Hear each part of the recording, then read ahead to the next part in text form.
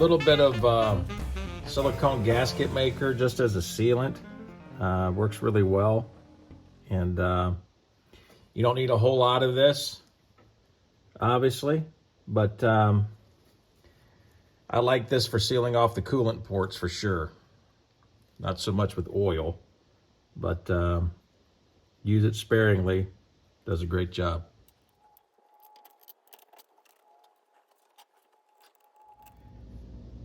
Getting the crankshaft dampener back on. A couple of things that I'd normally do is just make sure that I can see the degree marks for top dead center and all of that for timing.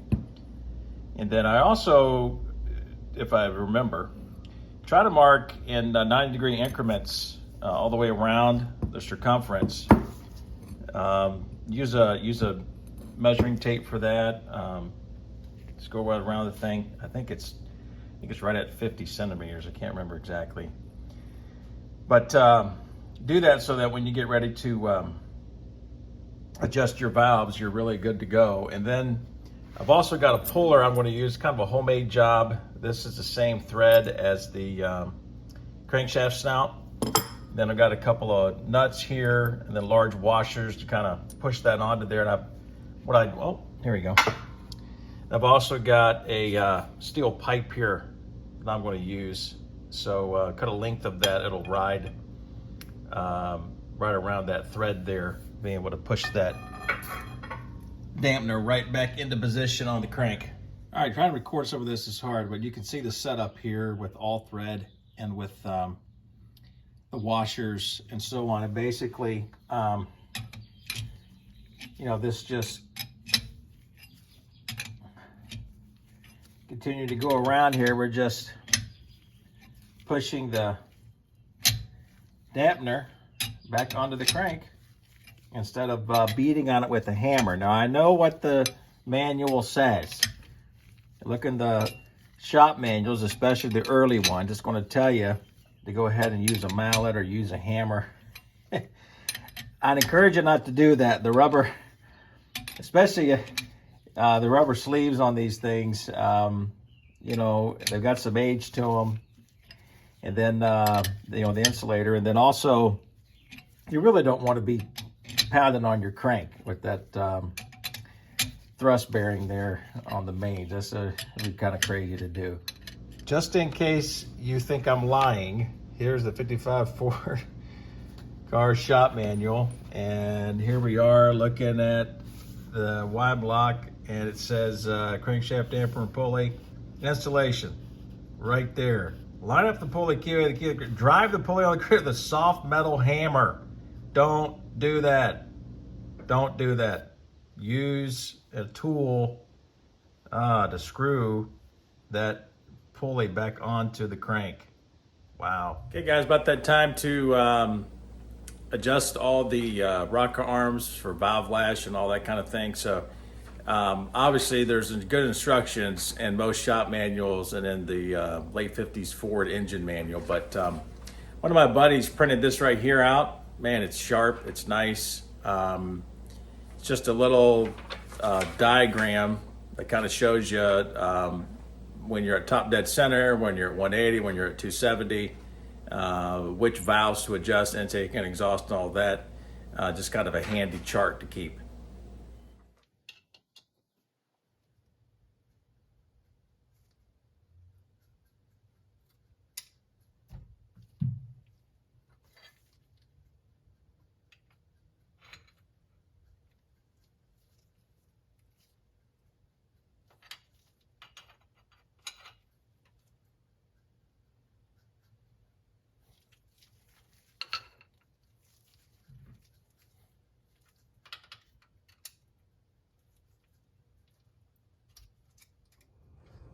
Got our valley pan installed, and thing wasn't exactly straight. I straightened it up a little bit, obviously repainted it, but look what came in over here. Want to have a little unboxing. I kind of started turning it. I said, I should open this up here, show you what you get when you buy an aluminum intake manifold from John Mummert. So let's take a look here.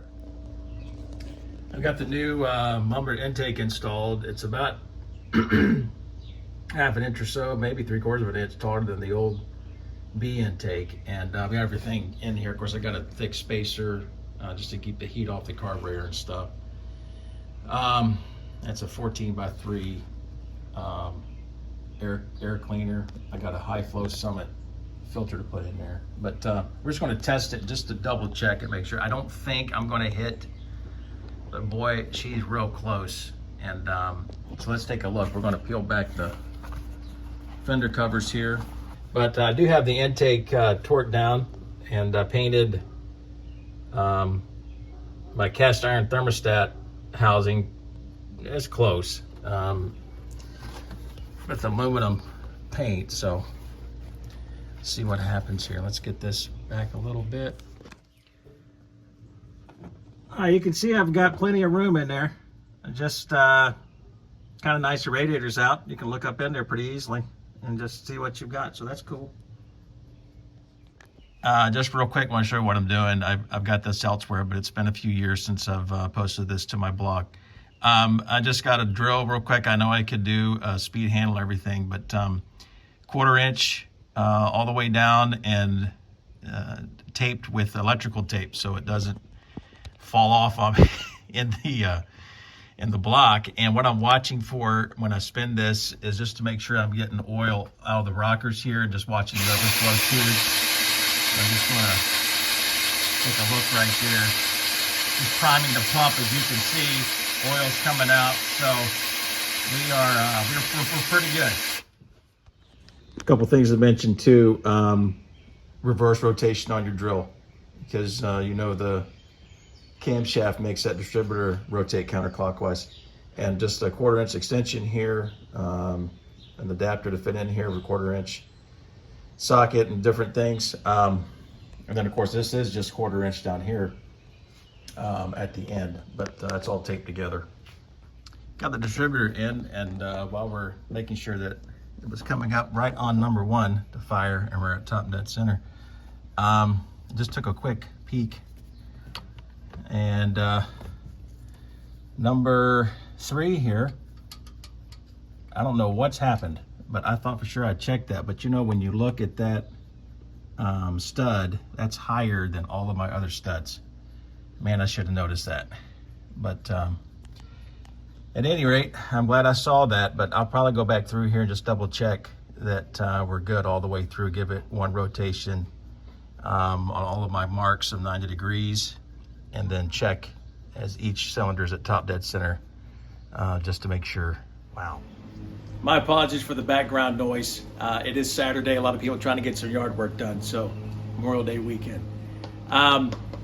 On the Y block here, I've changed cams out before when the block's been out of the vehicle. This is the first time I've ever done it in the vehicle, but we're getting ready to fire this car up, and pretty excited about it. Also a little bit tense, a little bit nervous. Kind of the idea almost of having a heart transplant here, and I'm no surgeon. But been a couple mistakes I've made along the way. Thankfully, I've caught myself in a number of those. And at any rate, I have made sure all the coolant that's filled here. And then, of course, we got oil. And I'm using an additive, engine break-in additive here for the oil. And, of course, this has zinc. I really like Lucas products. I've been using them for a while. And so got some of this in here too for that camshaft. What we're going to do is basically mate the lobes to each lifter foot, each lifter face. And we got to do that here for about 15-20 minutes or so, and at least I don't know, at 1,500-1,800 RPM or so, maybe even creeping up towards 2,000. But that'll splash the oil around, of course, on the lobes, and then it'll also help us as we want to mate those lifters. So let's get to it.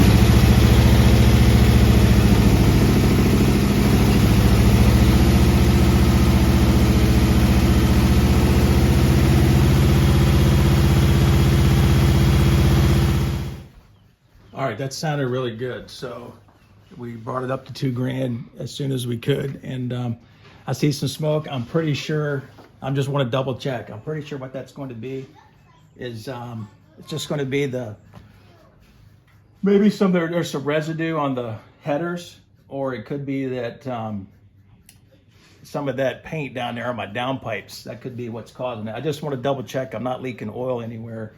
And when we crank it back up, we'll bring it right back up to 2,000 again.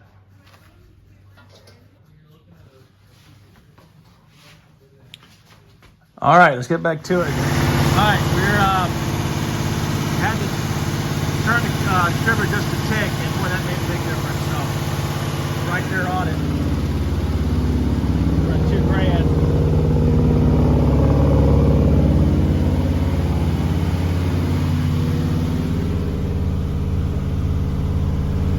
And oil pressure looks good too. So far so good right now.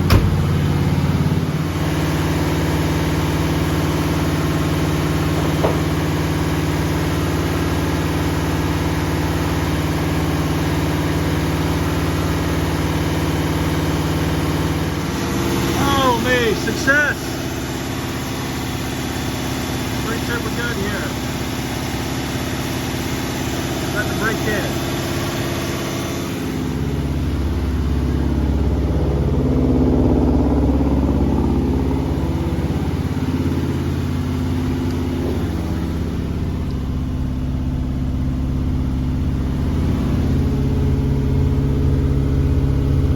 Been at it about 10 minutes or so. Well, I gotta tell you, I feel much better. Man, breaking in these cams has always been a little bit of a fun thing to do, but man, it sounds nice and it just felt good. So the little tweak of the distributor there, and man, we're golden. So man, this was awesome.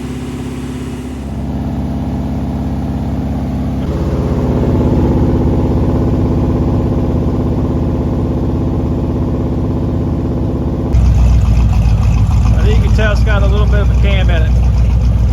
Sure sounds that way anyway. A whole lot different from my stock cam. This is at about 700 RPM. I can't get it to, I can get it out a little bit below that, but it's not going to cut off. And I need to tune the idle fixture screws.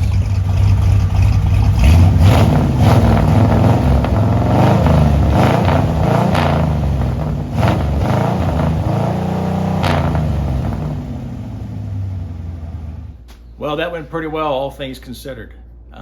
Just a little tweak of the distributor, and we were golden there.